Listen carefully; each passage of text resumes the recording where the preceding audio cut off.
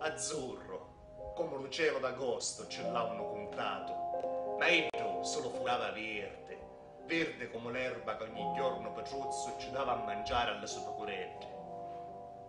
Ben assai Petruzzo ci voleva allo suo gregge, ogni giorno alle 4, quando non si capisce su del notte o mattina, Petruzzo s'armava di ferra, 4 pezzi dentro la sacchetta, rapia la porta della casotta e davanti trovava già pronta, smarinata e piena di festa la crapuzza nera.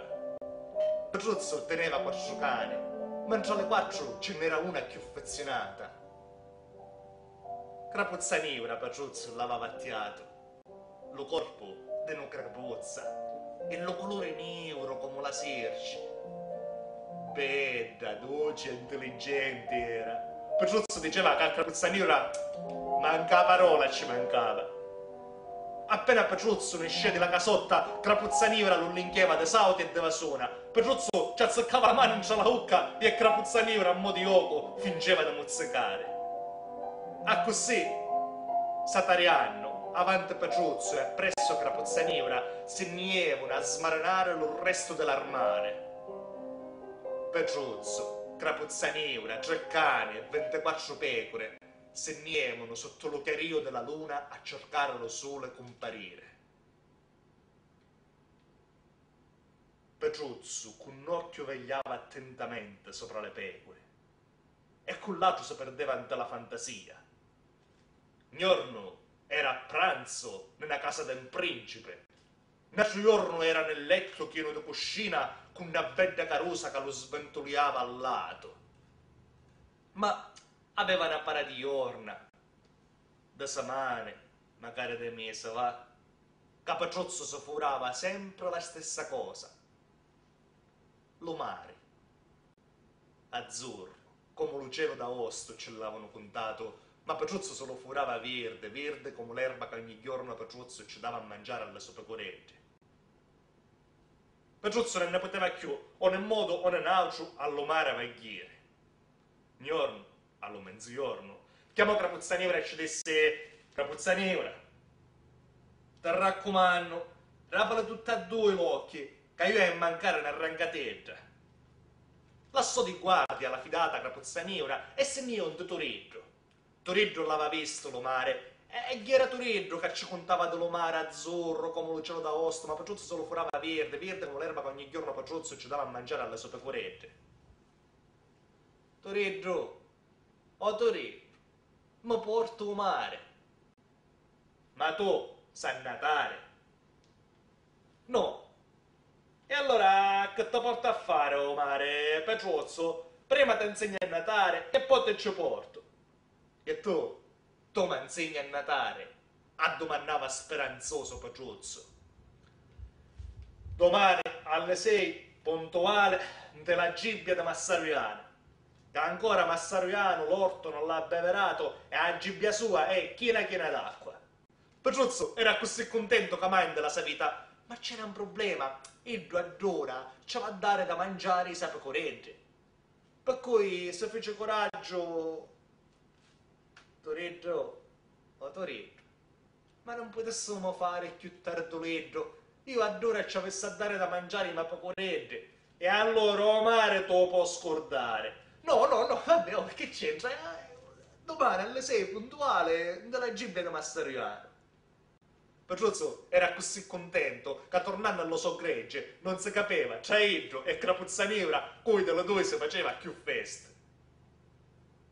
L'indomani, alle 4, ferra, peggio pezzote, Petruzzo, crapuzza nera, giaccane e 24 pecore se ne vanno sotto lo chiario della luna a cercare lo sole comparire.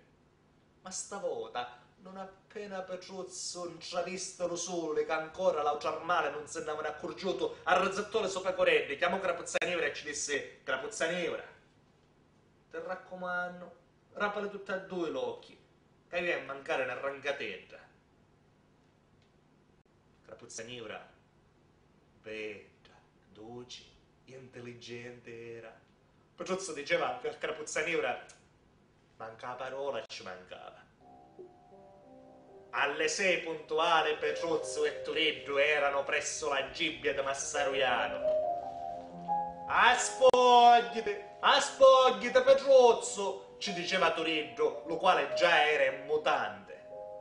Turiddu s'abbiò a testa sotto che pareva un filichiummo, sguazzò anticchia mantarrere e poi dice: abite Petruzzo, abite chi pere verso sotto, e appena si ammodo muove verazza e pere. Lo cuore forte ci trovava a Petruzzo, ma allo mare vagliere e picchiere allo mare si manzignare a natare, per cui si fece coraggio e s'ammodò. Io in punta l'acqua cominciò a muovere braccia e pere che pareva un toppetto. Alleggio, Petruzzo, che così peggio è. Un braccio lo sosteneva Turiddu.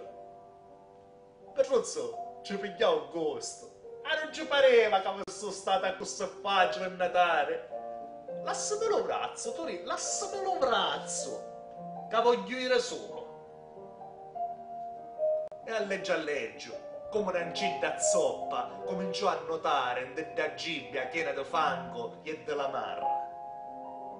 Io cavo nel revono senza pensiero, quando in tuttora, mentre che Turiddu si aveva allontanato tanticca, l'upede di Petruzzo arrestava incagliato in una lazzata, di non si sa cosa, ma arrestava incagliato. De che manco se ne aveva accorgiuto Petruzzo, de che subito si sentì perire. Aiutami Turiddu, aiutami che incagliaio! Turiddu con un lampo si tò verso Petruzzo, lo quale già aveva occhio e naso a mo' dall'acqua. Lo cominciò a tirarlo per la braccia, ma non c'era verso. Allora Turiddu s'ammodò sotto l'acqua per cercare di sciogliere un maledetto filo. Ma chi? Era attaccato che manco un chiacco.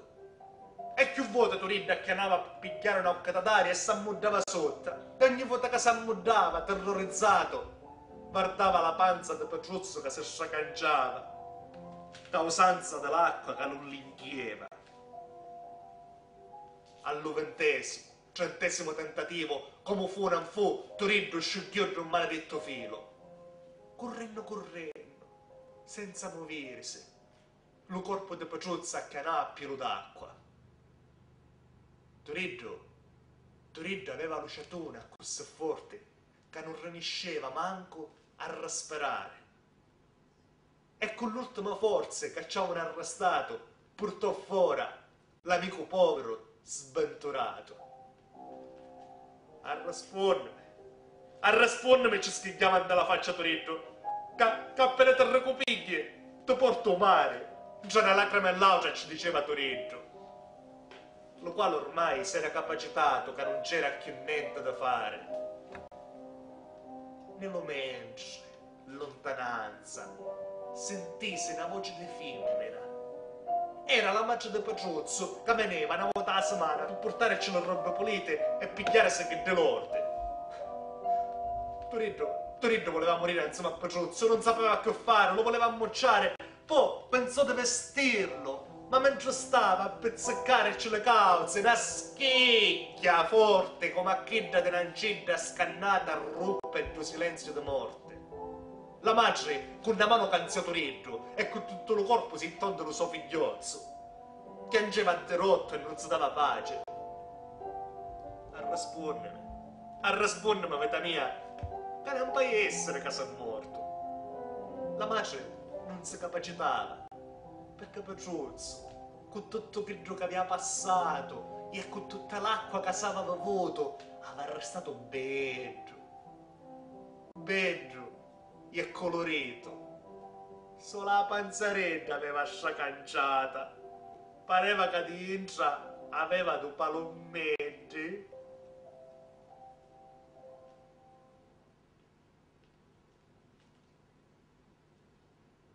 Dopo una ventina di minuti, che la madre schigliava, i vicini sentendo le voci correro. L'appena scippare con la forza alla madre che s'aveva illippata allo figlio suo e non lo voleva lasciare.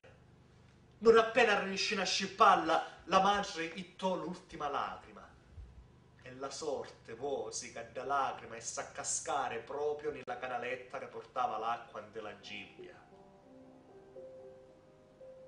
L'indomani, alle 4, Crapuzza Nera, come sempre, aspettava con gioia allo padrone suo, ma non vedendolo spuntare si incuriosì. Rastianno lo cominciò a cercare.